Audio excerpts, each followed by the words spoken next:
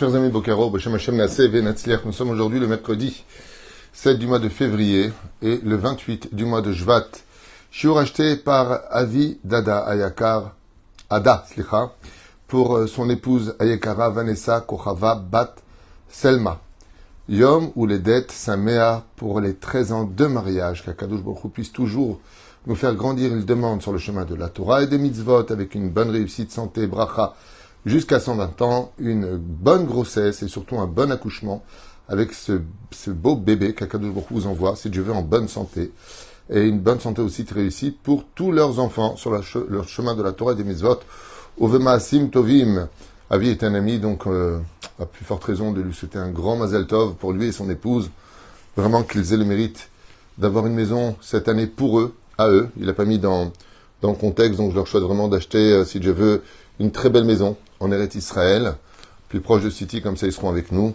On leur souhaite vraiment tous les bonheurs du monde. Avi, Vanessa, Bezrat Hashem, Sheye, Yeshuot, Venechamot, Ahava, Ve'arva, Shalom, Ve'reut, un grand shefa de Hatzlacha, ainsi aussi qu'à tous nos tormim, vraiment que je remercie du fond du cœur. Vous savez que nous sommes déjà le 7 du mois et que le 10 c'est les payes, donc tout celui qui pourra intervenir, si Dieu veut, pour nous soutenir dans ce que nous faisons, pour tous les avrechim que nous avons, 30 ici, 54 à Jérusalem, et tellement de demandes d'aide. Tavo Alechem, Birkat Hashem, que Dieu vous bénisse sur tous vos chemins. Et ceux qui ne peuvent pas, un sourire suffira amplement. Bezrat Hashem Itbarach. Alors on commence avec notre premier shiur de cette matinée, si Dieu veut, et qui on souhaite aussi une très très grande refouach shlema pour tous les malades d'Israël, tous nos blessés,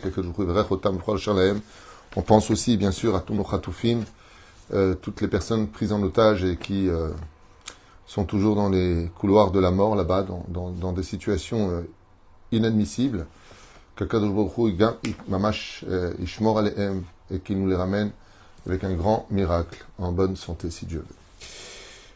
Alors notre shiur d'aujourd'hui va parler bien sûr de cette relation entre l'homme et son prochain, d'une relation qui est, comme le montre ici Avi en achetant ce shiur pour l'anniversaire de mariage de ses 13 ans.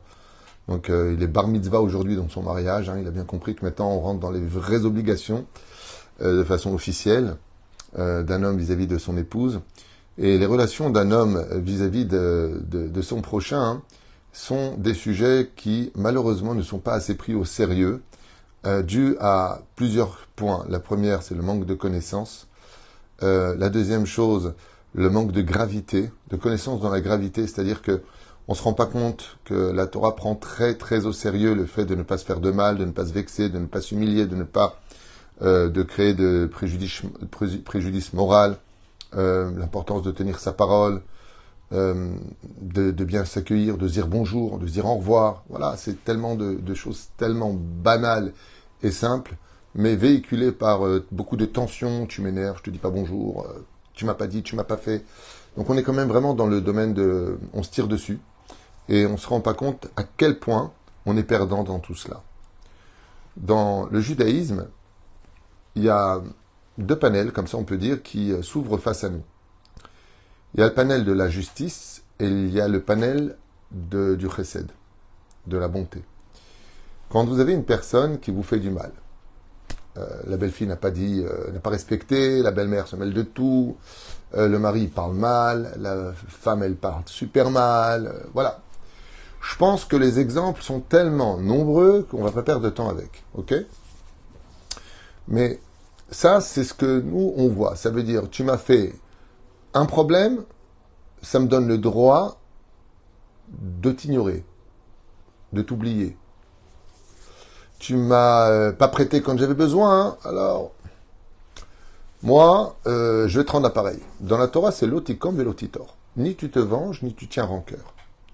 Pour celui qui veut être un vrai ben Torah, je vous conseille de communiquer ce shiur au plus de personnes possible, parce que c'est un shiur qui vaut vraiment, vraiment le temps d'arrêter le temps. Vraiment d'arrêter le temps et de dire, tiens, manienne, intéressant de voir qu'est-ce que le Créateur du monde nous demande et qu'est-ce qu'on a à y gagner. Parce qu'il faut quand même beaucoup de courage pour rendre du bien à celui qui t'a fait que du mal. Vraiment beaucoup de courage. Il faut être quelqu'un d'extrêmement fort, d'être capable de pardonner à une personne qui t'aime pas, à une personne qui vraiment t'a fait du mal et qui méritait ta haine. Écoutez bien, les mots, ils sont importants. Qui méritait ta haine. C'est-à-dire que cette personne-là, vraiment, elle mérite. C'est comme imaginer dans une ville qu'une personne ou 2 personnes, 3 personnes ne cessent de dire de la calomnie sur toi, que toutes les personnes qui le rencontrent, font attention, c'est un gourou, c'est un rachat, c'est un ceci, c'est un cela. Des personnes comme ça, on ne peut que les mettre aux toilettes et tirer la chasse, il n'y a que ça à faire, ou alors les haïr dans son cœur ou autre. Non, malgré tout, on reste transparent à tout ça, on n'en veut à personne, on continue notre avodat Hashem, et on ne prête pas attention à tout ça, à tous ces complots, toutes ces choses. Et ça arrive dans toutes les familles. Qui ne parle pas de vous derrière votre dos? Des gens à qui vous avez même confié des choses parce que vous aviez confiance. Ils ont été les premiers à prendre un couteau, plaque, et vous planter dans le dos. De trahir votre confiance. Des trucs comme ça, hein, sur le domaine humain, je parle. C'est fini, baba, je suis chez moi. Je t'ai fait confiance.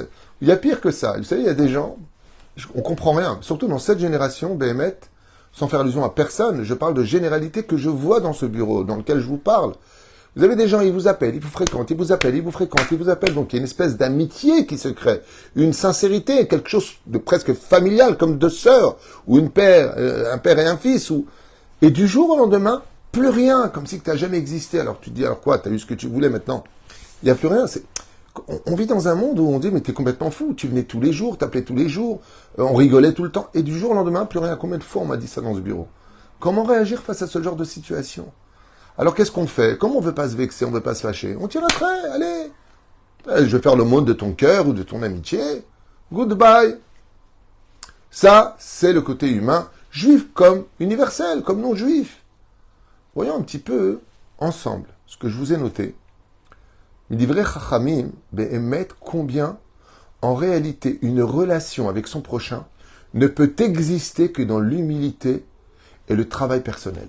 En réalité, parce que tout le monde, je vous le dis à voix haute, tout le monde, tôt ou tard, y compris vos propres enfants, vous décevront un jour. Mais vraiment, décevoir à un point tel que, si ce n'était pas le fait que tu sois mon fils ou ma fille, ou que tu sois mon père ou ma mère, franchement, je t'aurais pas choisi, quoi. Eh oui, les mots sont durs, mais la réalité l'est aussi.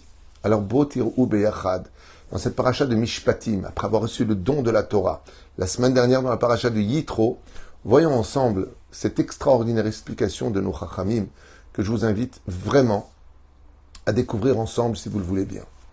Regardez. Dans le chapitre 23, verset 5, il est marqué là-bas, Kitir echamor son acha.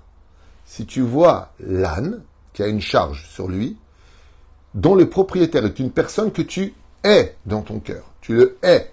Pas parce que tu es un imbécile, pas parce que tu es un abruti, pas parce que tu as un mauvais cœur. Tu le hais parce que cette personne mérite ta haine. On parle vraiment de quelqu'un qui t'a fait du mal. Mais vraiment, il t'a fait du mal. Rovet stahat masao. Donc cet âne, il est en train de porter une charge conséquente. Le hadalta. Mais azovlo. Tu t'arrêteras et tu l'aideras. Mais azovlo. Le mot azov en hébreu veut dire abandonner. Je n'ai pas compris pourquoi c'est marqué comme ça, mais vous inquiétez pas, les explications arrivent derrière.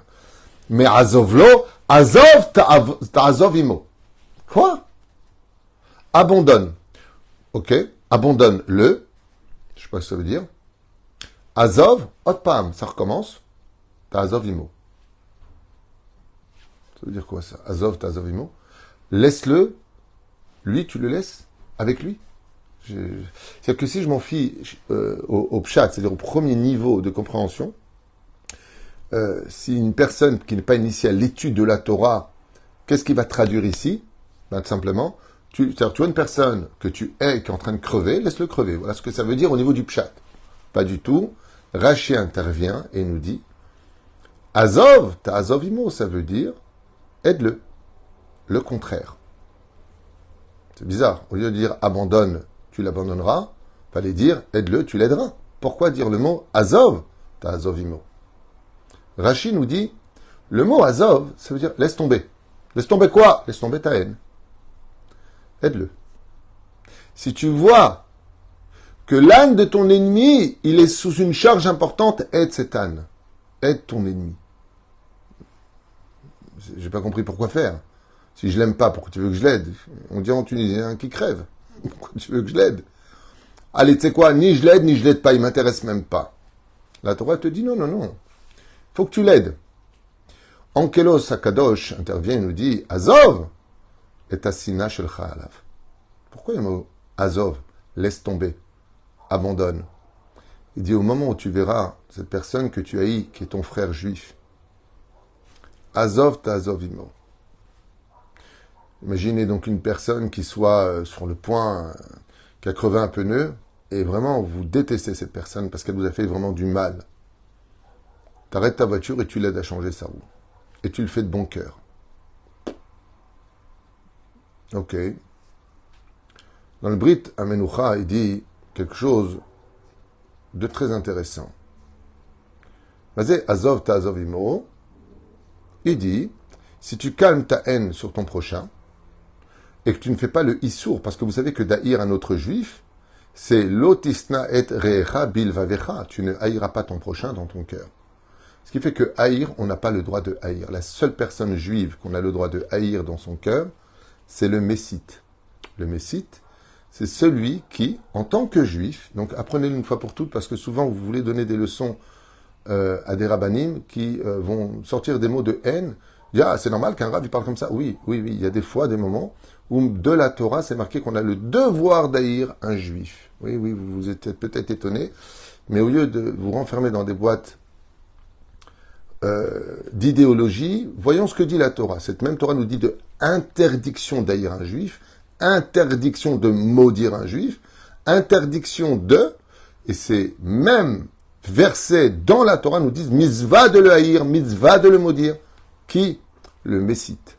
Messite, je répète encore une fois, ce serait un juif renégat de la Torah qui incite les autres à être renégats de la Torah. Lui, on a le devoir de le haïr et on a le devoir de le maudire. Imachemo vezichro. Une personne qui vient réformer la Torah et qui incite les autres à cela, il est indigne de messite, mais bien sûr, il faudra s'adresser à un Talmid Chacham et non pas nous définir les choses. Une personne qui est rachat dans la Torah, on n'a pas le droit de le haïr. Une personne qui est rachat et qui fait que les autres deviennent des réchaïm, c'est une mitzvah de le haïr. C'est cette même Torah qui nous le demande. C'est 5 d'Oraïta.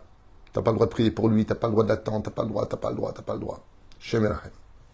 À moins que tu sois un Gdol Israël, que toi tu sois capable de briser cette clipa qui est en lui, comme l'avait fait le rabbi avec ce fameux juif converti au christianisme et qui a fait Teshuvah et est revenu au judaïsme. Ainsi, si tu fais, écoutez bien ce que nous dit le Brit Menucha, pourquoi est-ce que Akadosh Baruch Hu te met sur ton chemin des gens qui mériteraient ta haine de ton peuple, on parle. Okay.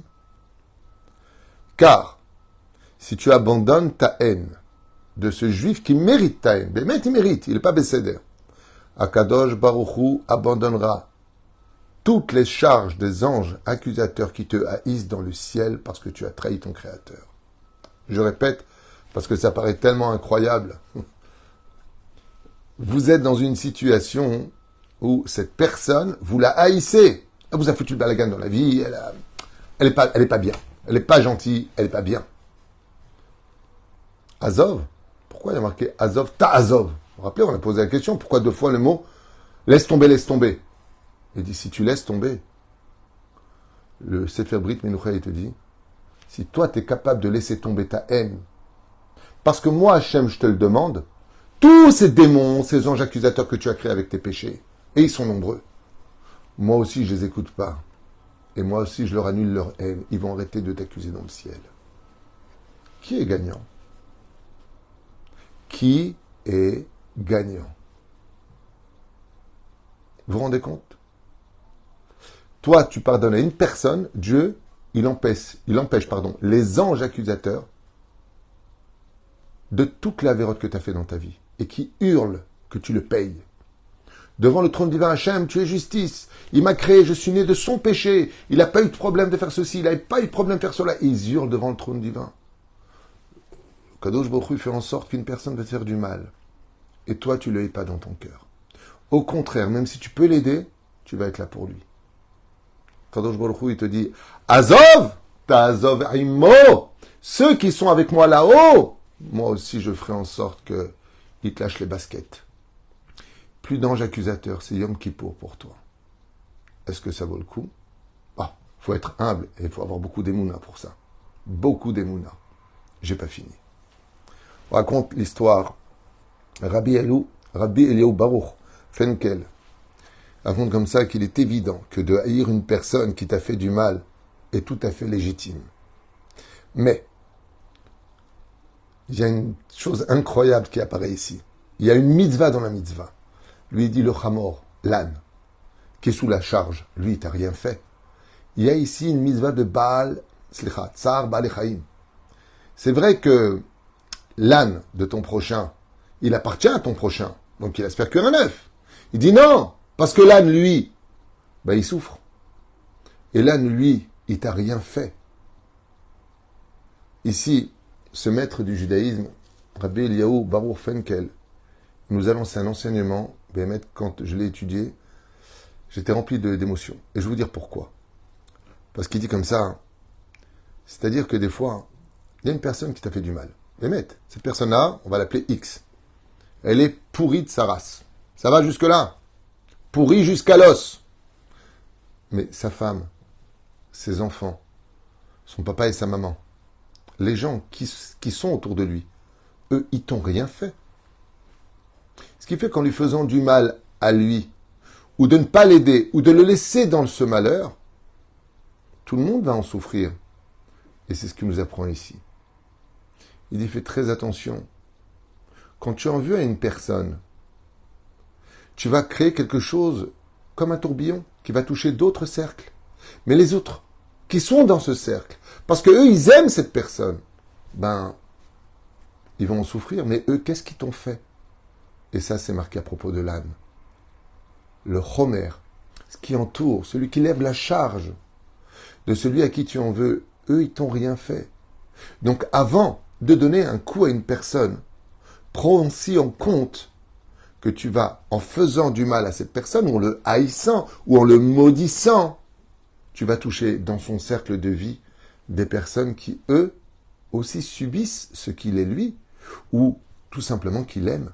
Mais eux, qu'est-ce qu'ils t'ont fait? Et comme Dieu déteste l'injustice, il dit d'accord, si toi, quelque part, à la limite des limites, tu pouvais cibler uniquement cette personne-là, ok. Imaginez tout simplement que cette personne était sur le point de tomber. Et tu l'aides pas parce que tu sais quoi, ni je te tue, ni je te sauve la vie. Tu te débrouilles. Et cette personne est blessée, elle est à l'hôpital. Plus de travail, plus rien. Mais sa femme et ses enfants, eux, ils sont punis maintenant par rapport à ça. Si tu l'avais aidé, tu les aurais aidés. Et c'est marqué à propos de l'âne. Il dit, c'est vrai que il n'y a pas marqué ici, si tu vois ton prochain. Il y a marqué, Ki tir'echamor son acha. Tu vois l'âne de celui que tu es. Donc, qui doit te rappeler à la pitié? Si tu n'en as pas pour lui, en est au moins pour son âne. Parce que son âne, lui, il t'a jamais rien fait. Alors, pourquoi tu n'as pas eu pitié de lui et de ses souffrances?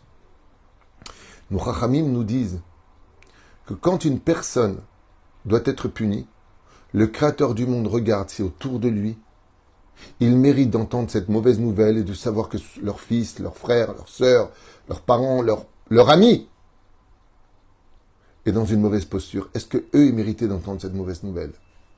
Si ça arrive à nos oreilles, c'est qu'on méritait d'entendre cette mauvaise nouvelle. Mais si une seule personne ne méritait pas une seule mauvaise nouvelle, comme on l'a vu avec Mathusalem, où Dieu a attendu qu'il meure avant d'envoyer le déluge, avec Avraham Avinu, qui ne méritait plus d'entendre aucune mauvaise nouvelle après ces 10 épreuves, où Esav s'est enfin dévoilé comme un rachat, mais après la mort, pour ne pas qu'il le voie. Parce que le Créateur du monde prend en compte que si tu ne mérites pas de souffrir, je ne le punirai pas. Mais lui, l'âne de ton prochain que tu es, il n'a rien fait. Pourquoi tu l'as laissé? Pourquoi lui, il paye pour celui que toi tu es? Magnifique enseignement. Où, avant de commencer à haïr une personne, vérifie si autour, eux, ils méritaient ton injustice. Parce que pour toi, c'est de la justice, mais pour eux, c'est de l'injustice. En ayant frappé leur père, ou en ignorant leur père de l'avoir aidé, t'as puni d'autres personnes qui, eux, par contre, n'avait rien à voir avec ton conflit. Alors réfléchis avant d'agir. Magnifique enseignement, comme c'est marqué. Et ce, les Chachamim nous disent Mikol Alev. Qu'est-ce que nous rajoute Chazal sur cette misva de cette paracha de Mishpatim? Si tu l'aides, tu ne le fais pas Mikol Alev. Lama. On raconte comme ça dans Moed Katan, Masachet Moed Katan, Bedaf Kafhet, une histoire avec Rabbi Chia alav Shalom, où le jour où il devait mourir, étant donné qu'il étudiait la Torah non-stop avec un engouement hors du commun, Rabbi Chia était tzaddik qui est sodolam, et l'ange de la mort n'a pas pu l'approcher. Il n'a pas pu l'approcher. Parce que celui qui étudie la Torah, l'ange de la mort ne peut pas le prendre. Qu'est-ce qu'a fait l'ange de la mort, étant donné qu'il devait absolument le prendre, c'était sa dernière journée? Il a décidé de se transformer en un pauvre qui tape à sa porte. Et quand Rabbi Chia a vu que c'était un pauvre, comme ça par sa fenêtre, on raconte la Gemara qu'il demandait un morceau de pain, il a arrêté son étude, et de tout son cœur, il est venu lui apporter ce morceau de pain, alors que lui-même était très pauvre, et il lui a donné de tout son cœur. Quand l'ange de la mort a pris ce pain dans les mains, il lui a dit, regarde Rabbi Chia, moi je ne suis pas un pauvre, je suis l'ange de la mort, et l'heure de ta neshama qui doit quitter ton corps est venue. Tout comme tu m'as apporté ce morceau de pain avec amour et que tu as laissé ta Torah, qui est si précieuse à tes yeux, peut-être que tu me donnes ton âme de tout ton cœur parce qu'est venu le moment de rendre ton âme. Rabbi Chia, en entendant ces demandes, lui a donné son âme de tout son cœur. À l'ange de la mort, il veut ta mort. Il lui a dit, Mikol Alev. Tout comme tu m'as donné ce morceau de pain, Mikol Alev, que tu as laissé l'étude de la Torah pour ça, est-ce que tu peux me donner ton âme? Il lui a dit l'ange de la mort, avec respect. Pour nous apprendre, disent les Chachamim, de cette Gemara de Moed Katan Betaf Kafhet, que quand tu viens, est-ce qu'il y a pire que l'ange de la mort? Quand tu fais une mitzvah à quelqu'un qui t'a fait du mal, c'est Mikol Alev. Pas, t'as vu, moi, je te fais, moi. Non, non, non. Reste calme. Tu ressortiras gagnant. Comme cette très très belle histoire qu'a raconté le Rav Goël El Karif. Cette histoire était merveilleuse, vraiment. Écoutez-la. Un enseignant en yeshiva, qui Baruch Hashem venait d'avoir son 7e enfant dans son 3 pièces et demie, a décidé de faire des travaux chez lui et de rajouter une pièce, parce que c'était plus vivable. 7 enfants, 3 pièces et demie, c'est impossible. Et donc, tant bien que mal, après avoir économisé sou après sou, il a commencé à fabriquer sur 2 pilons, une chambre qui surplombe, elle était au 2e étage, pour pouvoir ajouter une pièce. Et voilà que les travaux commencent. Et juste au rez-de-chaussée, vivait là-bas un rave. Un rave extraordinaire, très calme, très à sa place, très posé. Et choqué de voir qu'il y a des travaux au-dessus de lui, comme ça. Lui, maintenant, il est au rez-de-chaussée, et puis il voit que on est en train de fabriquer une pièce au-dessus de sa tête. Il monte voir le propriétaire du 2e étage. Ils se saluent tous les deux. Il lui dit, excusez-moi, mais je vois que vous êtes en train de faire des travaux. Mazal tov pour votre maison. Kol tov yafé, je me plains de rien. Au contraire, la brioute. Le problème, c'est que depuis qu'ils ont fabriqué votre sol, qui est maintenant le toit au-dessus de ma maison est complètement dans l'ombre. On n'y voit plus rien. Même en plein jour, je suis obligé d'allumer la lumière, parce que toute la lumière du soleil qui était déjà pas très bien placée, avec ce que vous avez fait devant mes fenêtres, je ne vois plus rien à la maison. Donc c'est pas correct ce que vous avez fait. Non seulement vous m'avez pas demandé l'autorisation, mais de plus maintenant vous m'avez créé un dégât incroyable. Même en pleine journée, je suis obligé d'allumer l'électricité. Cet enseignant le regarde comme ça et lui dit, écoutez, vis-à-vis de Dieu, vous avez raison. Et vis-à-vis de la halakha, vous avez raison. Mais j'aimerais parler à votre cœur. Moi, je vis dans un 3 pièces et demie, j'ai 7 enfants. Cette pièce est indispensable. J'en ai vraiment besoin. Je ne sais pas où mettre mes enfants. J'en suis vraiment désolé. Mais entre nous, vous êtes un homme de Dieu. Le Rav a baissé la tête et lui a dit, où vous voulez en venir? Il lui a dit, franchement, dans un monde éphémère comme le monde dans lequel on vit. Qu'est-ce que c'est de vivre dans l'ombre pour une éternité de lumière dans le monde futur, grâce à votre mitzvah? Je vous en prie, ne portez pas plainte et laissez-moi continuer mes travaux. Le Rav le regarde comme ça, il lui dit, c'est vrai, on est dans un monde éphémère, vivre dans l'obscurité pour un monde de lumière, Tov. Sharkoach, il lui dit, continuez vos travaux, et Mikol Alev, il lui a dit, Mikol Alev, Mazel Tov. Et le Rav s'en retourne chez lui, et allume les lumières, et se met à étudier la Torah. Voilà que quelques semaines plus tard à peine, cet enseignant en yeshiva est convoqué par le Rosh Yeshiva. Une grande yeshiva de 450 élèves, très riche, prospère, puissante. Et tout le monde rêvait de rentrer là-bas pour enseigner. La paye était très importante. À l'époque, on était payé dans les 8 à 10 000 shekels, comme tu dirais aujourd'hui 15-20 000. Et plus ton rôle était important et plus ton salaire montait. Et le Rosh Yeshiva demande à cet enseignant de sa yeshiva, il lui dit, tu sais que le Mashgiach est très malade et il va quitter son rôle. Le Mashgiach, c'est l'intendant de toute la yeshiva, comme tu dirais le sous-directeur, celui qui dirige tout. Il lui a dit, je cherche quelqu'un d'exceptionnel, quelqu'un vraiment avec des midot hors du commun, quelqu'un vraiment, est-ce que tu connais dans ton entourage, pas simplement un homme qui connaît bien le Talmud, qui connaît bien les halachot, un homme exemplaire. À ce moment-là, il dit, je connais l'unique exemplaire. Et il lui raconte son histoire. Quand le Rosh Yeshiva, il lui dit, et il t'a dit, Mazel Tov Mikol Alev, il lui a dit oui. Il m'a dit, c'est vrai que de vivre dans l'obscurité pour rejoindre un monde de lumière, c'est peu fort payé pour cela, alors Mazel Tov pour vous et vos enfants. Il lui a dit, je ne veux que lui. Ce Rav, qui étudiait chez lui, était sans emploi depuis des années. Ce Rav était dans une situation financière catastrophique. Catastrophique. Et son souci d'allumer l'électricité, c'est comment il allait payer cette électricité. Alors celui du deuxième étage est venu le voir. Il lui a dit, est-ce que vous pouvez venir demain? On a un rendez-vous à 9h, après la prière, avant le cours du Rosh Yeshiva, pour un rôle à jouer très important dans notre yeshiva. Il lui dit, quel yeshiva? Quand il l'entend, il dit, ouh. Et quand il a été accepté, ils lui ont fait une fête. Et lui qui était sans emploi et si pauvre s'est retrouvé avec une énorme paye.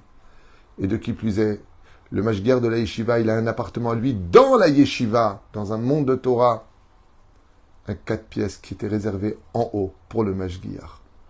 Il s'est retrouvé à laisser tomber, quelques jours plus tard, ce monde d'obscurité pour Baruch Hashem monter. Donc il a loué, c'est son appartement, et il a été placé dans ce 4 pièces magnifique en haut de la yeshiva à vivre sa plus grande passion, étudier la Torah, enseigner la Torah et vivre la Torah. Ce même voisin, il lui a dit, vous avez fait un acte exceptionnel, je vous bénissais tous les jours. Qui aurait accepté une chose pareille? Qui? C'est ce que vient nous enseigner ici Rav Goel El-Karif, dans cette histoire. On n'est jamais perdant d'avoir un bon cœur. Jamais. On n'a pas les résultats tout de suite. On dit trop bon, trop CON. C'est l'onachon. D'être capable de rester transparent comme Dieu. Faites Shabbat, Nida, Kashrut, étudiez la Torah, arrêtez de vous insulter, ne parlez pas des uns et des autres. Est-ce qu'on le fait vraiment? Est-ce qu'on est vraiment à la hauteur de ce que Dieu attend de nous, dans l'absolu? Imaginez si Dieu est fâché contre nous, ou il nous en veut, ou il nous haït, chazvé shalom. Avec tout ça, il nous donne la santé malgré tout, la parnassa, la sécurité malgré tout. Hachem ne nous laisse jamais. Azov, ta'azov imo. Iratson shiniskel yot anvatanim. On ait le mérite d'être beaucoup plus humble dans nos relations et surtout beaucoup plus transparent face à nos épreuves. Voilà ce que je voulais partager pour ce shiur avec vous. Il y en a un autre derrière qui n'est pas moins intéressant. Pour ceux qui veulent, Bezrat Hashem. Peut-être 2 autres shiurim, je verrai Bezrat Hashem Idbarach. En tout cas, Avi, Ada, Yakar et Vanessa, Kochava, Bat, Selma, Yom Uledet Samer pour votre mariage. Beaucoup de bonheur, de joie, transparence et beaucoup d'humilité à travers la Torah, le Mizot Maasim Tovim. Ainsi qu'à vous tous, à qui je souhaite tous les bonheurs du monde. N'oubliez pas que demain soir, ce sera Erev Rosh Chodesh, vendredi et Shabbat. Mishenichnas Adar, Marbim Besimcha, le mois de Hadar arrive pour 60 jours, pour peut-être nous annoncer la Géoula, qui vivra, verra. Je vous demanderai deux choses si c'est possible. La première, c'est de partager les shiurim, parce que je reçois vraiment, je dis ça avec humilité et sincérité, beaucoup de courriers de gens à qui ça a changé la vie, les shiurim vraiment. J'en ai beaucoup, des messages d'amour, des messages de remerciement. Il y en a aussi qui m'aiment pas, je vous l'affirme, ne vous inquiétez pas. La deuxième chose, ceux qui pourront, pour le 10 du mois, faire un geste quelconque pour nous soutenir dans tout ce qu'on fait, tavo lechem bracha be'ezrat Hashem yitbarach. En espérant bientôt, le 27 du mois de février, changer un petit peu le profil de cette ville, de nous tenir vraiment en l'honneur de la Torah et des mitzvot, be'ezrat Hashem, d'être les gardiens de notre tradition, be'ezrat Hashem dans la ville d'Ashdod et toutes les autres villes d'Israël, be'ezrat Hashem qu'on apporte nos voix, là où il y a de la Torah et de l'Irat Shamayim. Toda rabba lachem, Yeshuot venechamot, et à tout de suite pour ceux qui veulent pour un deuxième shiur de la matinée.